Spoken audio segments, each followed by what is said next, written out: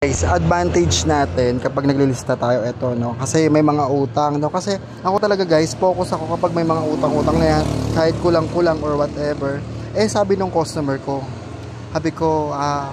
customer, may utang ka pa dito. Bumalik siya, no? Sabi niya, wala naman ako utang-utang dito eh. Bayad ko na yung utang-utang. So, ayan, diyan ka nagkakamali, 'di ba?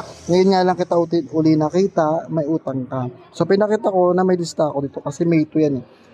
Huwag natin sabihin yung pangalan kasi nakakaya naman. Ayan, basta, yun, hindi naman malaki yung utang nila or whatever. Ang sa akin lang, 'di ba, dapat magbayad kahit maliit or malaki na utang, o 'di ba? So, ito yung kahalagahan dito kapag may lista talaga tayo, guys.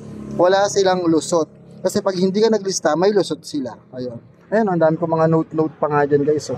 Pati bote-bote na yan. Naka-ano yan dyan, guys. Naka-ano sa utak ko yan. No? Hindi ko na pinapakita masyado. So, eto yung kagandahan.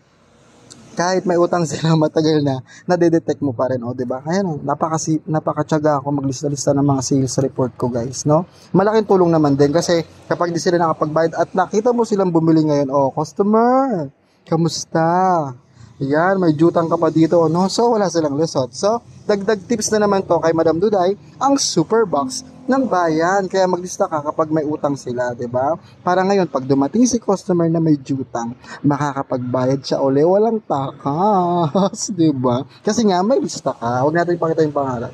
So, bye-bye guys. Thank you for watching. Sana may natutunan na naman kayo sa aking vlog for today's video. Maglista ka kapag may utang sila para once na bumalik si customer, mababayaran niya. Diba? Walang takas. Bye-bye.